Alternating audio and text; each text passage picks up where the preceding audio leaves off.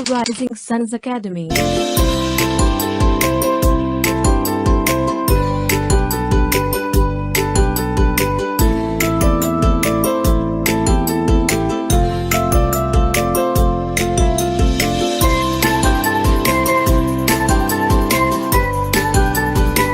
नमस्कार दोस्तों, आप सभी का बहुत बहुत स्वागत है आपके अपने इस प्लेटफॉर्म पर। दोस्तों, आज है 17 जून 2021 और हम देखेंगे 17 जून का करंट अफेयर। सारे क्वेश्चंस कवर करेंगे, तो पूरा वीडियो ध्यान से देखें, बने रहें वीडियो के अंत तक हमारे साथ। और हाँ दोस्तों, अगर वीडियो अच्छा लगे तो वीडियो को लाइक जरूर से कर दें, साथ ही चैनल को सब्सक्राइब कर दें और अपने दोस्तों के साथ बहुत सारा शेयर करें। और दोस्तों, ये जो वीडियो है, ये जो करंट अफेयर का सेशन है, आप सभी के लिए इंपॉर्टेंट है। आप किसी भी एग्जाम की तैयारी कर रहे हैं तो ये आपके लिए मोस्ट इंपॉर्टेंट है, क्योंकि करंट अफेयर हर एक एग्जाम में पूछा जाता है, तो सभी परीक्षाओं के लिए महत्वपूर्ण है ये वीडियो। तो आप जरूर से देखें और बने रहें वीडियो के अंत तक। आइए चलिए स्टार्ट करते हैं। देखते हैं आज का पहला प्रश्न।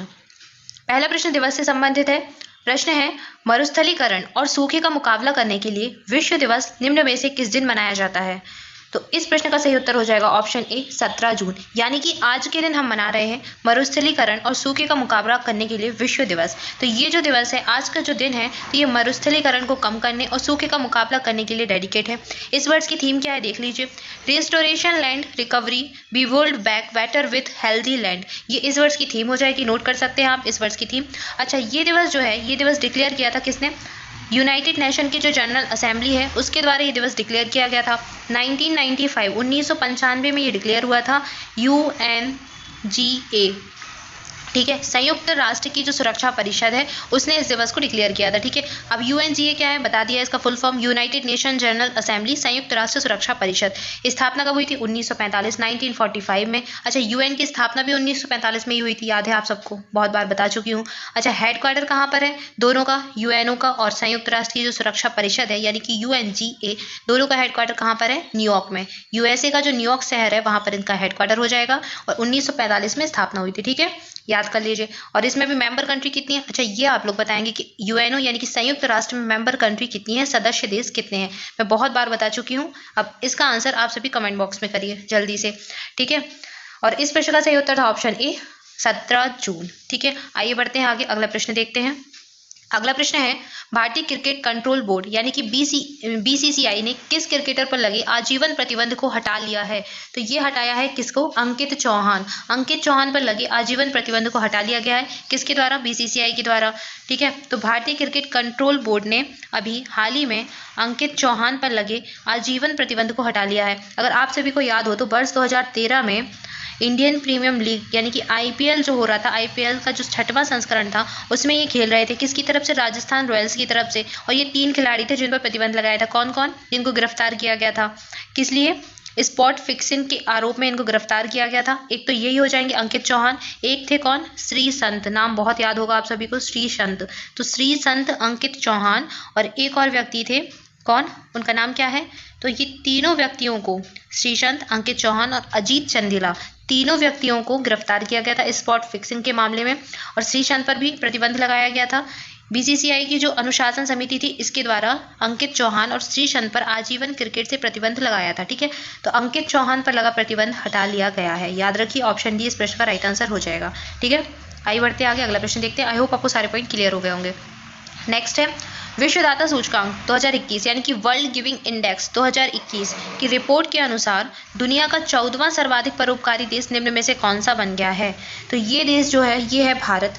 तो भारत इस सूचकांक में, विश्वदाता सूचकांक जो 2021 की रिपोर्ट आई है वर्ल्ड गिविंग इंडेक्स, तो इस रिपोर्ट में बताया गया है कि भारत दुनिया का 14वां सर्वाधिक परोपकारी देश है। ठीक है, आप सभी जानते हैं कि अभी कोविड-19 महामारी के दौरान दुनिया भर में दान के कार्यों के प्रति जो है रुझान लोगों का बहुत बड़ा, लोगों ने बहुत चैरिटी फंड में जो है डोनेशन किया, बहुत सारे दान किए।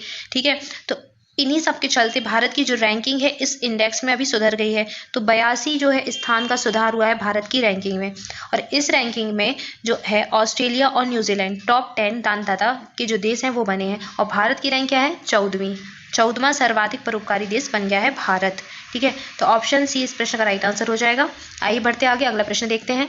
अगला प्रश्न है, भारत के किस राज्य से जीआई टैग प्रमाणित जर्दालू आमों की पहली खेप यूनाइटेड किंगडम को निर्यात की गई है? सिंपली आपसे प्रश्न पूछा गया है कि जर्दालू आम किस राज्य का जीआई टैग है। ठीक है, तो पहली चीज तो जर्दालू आम की एक प्रजाति है, दूसरी चीज इसको जीआई टैग प्राप्त है और ये किस राज्य का है, तो ये है बिहार का। ऑप्शन ये आपका राइट आंसर हो जाएगा। और अभी इसकी पहली खेप यूनाइटेड किंगडम यानी कि यूके में निर्यात की गई है। ठीक है, तो जो जीआई टैग प्राप्त वस्तुएं होती हैं उनका निर्यात विभिन्न देशों में किया जाता है। ठीक है, क्योंकि उनकी एक अपना क्वालिटी होती है, अपना एक गुण होता है और वो उसी स्थान बेसिस में उत्पादित होती है। तो बिहार के द्वारा जर्दालू आम की पहली खेप भेजी गई है, कहाँ पर, यूनाइटेड किंगडम में।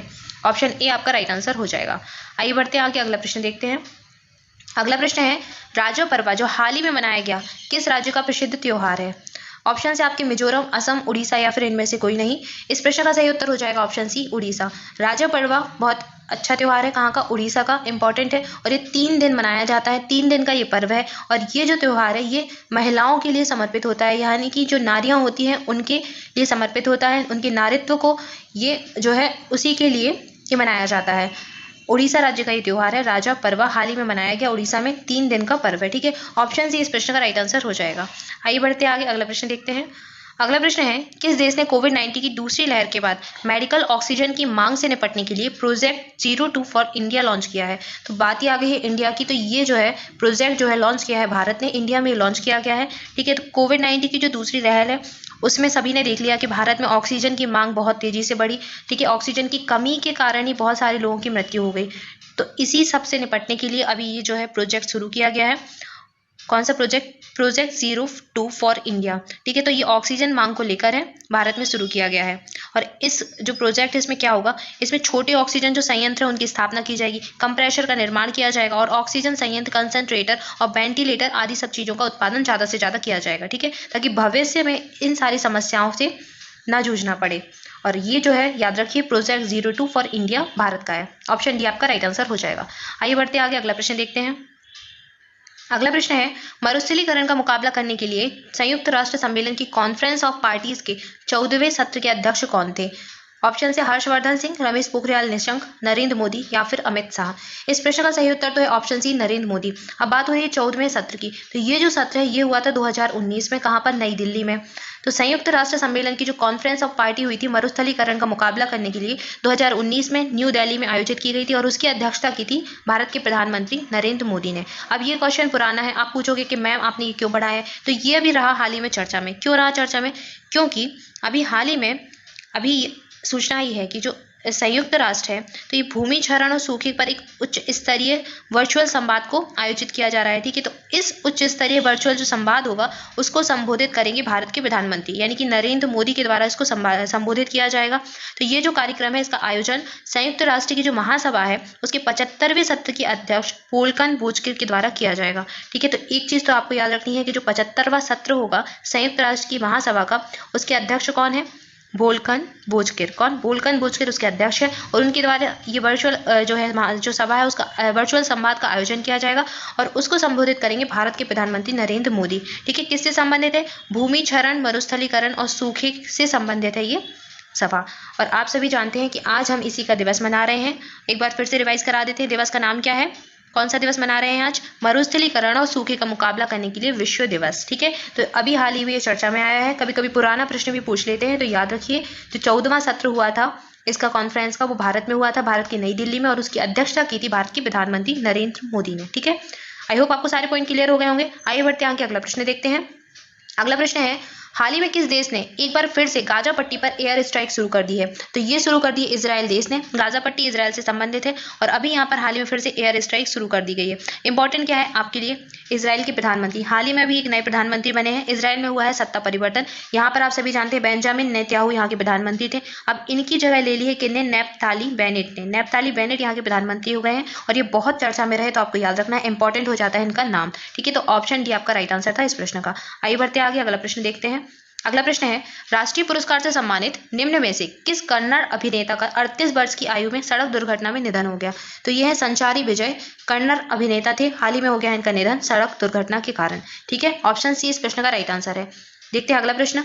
नेक्स्ट है, बॉलीवुड के जाने माने किस अभिनेता एवं सामाजिक कार्यकर्ता का 97 वर्ष की उम्र में निधन हो गया है? तो ये है चंद्रशेखर वैद्य। चंद्रशेखर वैद्य का हाल ही में निधन हो गया है 97 वर्ष की आयु में, और ये एक अभिनेता थे और सामाजिक कार्यकर्ता थे। ठीक है, इस प्रश्न का राइट आंसर है ऑप्शन ए, चंद्रशेखर वैद्य। अच्छा, इन्होंने ना कई फिल्मों में जूनियर आर्टिस्ट का रोल निभाया है, आप सब जानते होंगे। ठीक है, तो इन्होंने साल 1954 में औरत तेरी ये कहानी, इन सबसे ये औरत तेरी ये कहानी, इससे जो है फिल्म इंडस्ट्री में कदम रखा था। ठीक है, और इसके बाद इन्होंने बहुत सारी फिल्मों में जूनियर आर्टिस्ट का किरदार निभाया है। आप जो जानते होंगे, तो आपने अगर रामायण देखी होगी, रामानंद सागर की जो रामायण थी, उसमें सुमंत का मशहूर किरदार इन्होंने ही निभाया था, चंद्रशेखर वैद्य ने। ठीक है, तो शायद वो आपको याद होगा। ऑप्शन ए इस प्रश्न का राइट आंसर था।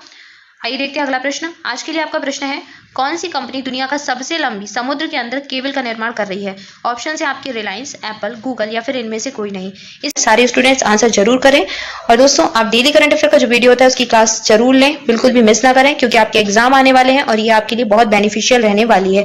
ठीक है, सो जरूर से क्लास लें। और अगर अभी तक चैनल को सब्सक्राइब नहीं किया है तो जल्दी से चैनल को कर दें सब्सक्राइब, और अपने दोस्तों के साथ खूब सारा शेयर करें। वीडियो अच्छा लगे तो वीडियो को लाइक भी करें, और हाँ, बेल आइकन जरूर से प्रेस कर दें ताकि जो नया वीडियो चैनल पर आए उसका नोटिफिकेशन आपको मिल जाए।